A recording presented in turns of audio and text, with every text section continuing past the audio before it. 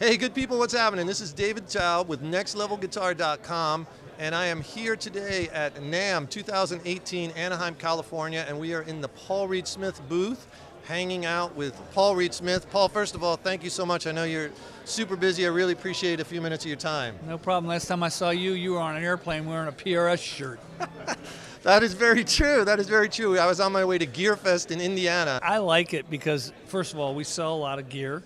Second of all, there's a used tent where I can go search for some extraordinary piece of which I found something. You did? Oh, God, yes. I found a microphone. It cost me like 40 bucks. I use it in all the sessions. Oh, that is so awesome. Yeah, and I don't know. I just like GearFest. I enjoy it. I enjoy it too. I was talking to friends, getting ready to get on a plane. I had the shirt on. Out of the corner of my eye, I see you coming toward me, and you said something. We had a quick conversation, and that was my brush with greatness. Oh, look, the day before, 2 days before, a newspaper said rock and roll was dead, and that night that it came out, John Mayer had 20,000 people watching him play guitar in the same town where they said it was dead. And then I went to GearFest and there was another 30,000 people buying guitars.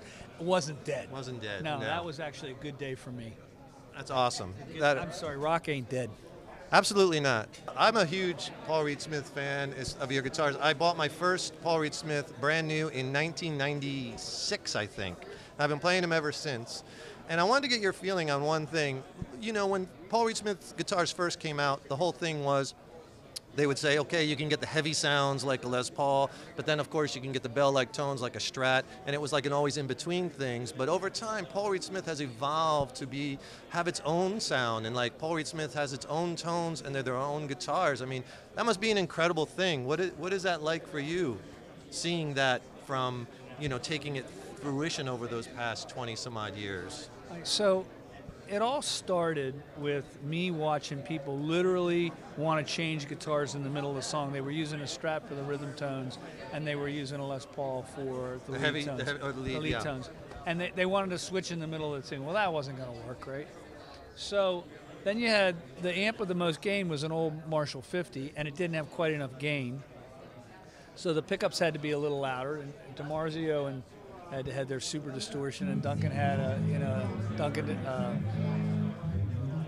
forgot which one it was, but they had a really loud pickup that really hot. They were really hot, so you would drive the amp a little harder. Right. And then things started to change. People started getting pedal boards. The boutique amp thing started to happen with extra gain stages. The whole double and triple rectifier thing happened. And so we were able to make the guitars less powerful. What's called a Duncan Custom was the pickup. Less powerful and clearer and clearer and clearer and clearer. And as we did that, that's what you're talking about. We started to develop our own sound.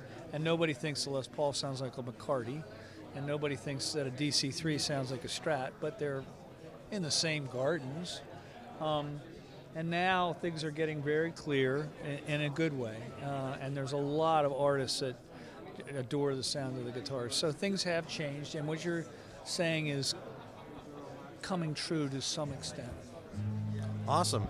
And you always seem to be coming out with something new. Like now, obviously, you have the 6 new acoustic guitars. I just read about the MT15, the Tremonti. Good amp. Good amp. Yeah, I'm going to check that. I haven't heard it yet. No, I just got your press release. Gene's here, too. It's actually a very good sounding amp. Awesome. I'm looking forward to it. Mark used it for the whole last record. You know, he's got a huge amp collection. He was using that. It's not a bad idea. You always seem to be coming up with new things in the new guitar mods, the new pickup combinations, the 513, the 40. Like what is that process? Do you see like there's a need for something like that, or is it just your creative team? Nah, we're always trying to fill a need. We only changed. I mean, I've never changed the jack plate since we started. There's no need to change it. It works. They don't rip out. They don't bend. They just work. There are other things that we've changed. When we did the Super Eagle for John, it had a new scale length because he needed it to be in between this and that. Carlos Santana's always liked a shorter scale. You know, there's always things. And you got into the 7 strings. We make 7 strings as well. So why would we didn't make 7 strings just because Paul had a day. He said, we're doing 7s. There were a lot of phone calls, people asking us for them. And the reps are in the store every day and they wanted 7 strings. So why not? I actually think that whole thing of adding a lower string to the guitar, I mean, 5 strings are now just an accepted thing with the bass market, and I think 7s are going to be more and more accepted as time goes on. Absolutely. Some of the new things that you have coming out and that you're showing at NAMM. We've got a Dusty Waring guitar that's very cool. That's this one, right? Yeah. That is beautiful. And you don't do a lot of the maple fingerboards, huh? No, but that's what he wanted. We do everything that Dusty wanted. Did everything that Mark Tremonti wanted. When David Grissom did the DGT, everything he wanted, whatever Carlos wants, whatever Mark Tremonti wants. What these models, Vernon Reed. One place where it was what we wanted was the new acoustics that we came out with, the 20s and the 50s and all the other ones. They sound wonderful. Very south of $1,000 now. Even with the killer binding, you might not be able to see it on the camera, but this has incredible binding and then the pearl around that. And look at the tiger, the flaming.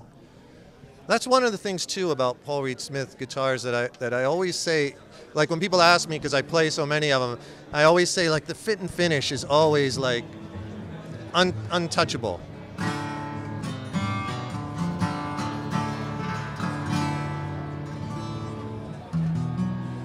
Does it sound like an $800 guitar? It's warm sounding, really warm. It's loud.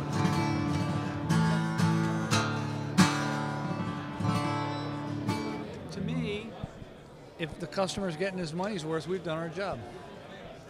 Well said. It's a beautiful instrument. And what did you say the price points are around for this one? Map's a little over $800. That's awesome with the bird inlays and the whole thing. Look, for us, there's a lot of new products. There's a video about those acoustics on our website. We're getting pretty good at making sure the customer knows what he's getting. You're sitting next to a John Mayer J-Mod 100. That's a gorgeous sounding amp. He uses it with a Dead Company. He uses it in his own band. We're trying to make professional gear for professional musicians. For me, no, we don't just do it because. We do it because we're trying to fill a need. Well, I want to thank you for your time. I know you're really busy. I really appreciate it. Keep doing what you're doing, and just know there's a lot of players out there who acknowledge the fit and finish, and also love the instruments, man. Thank you for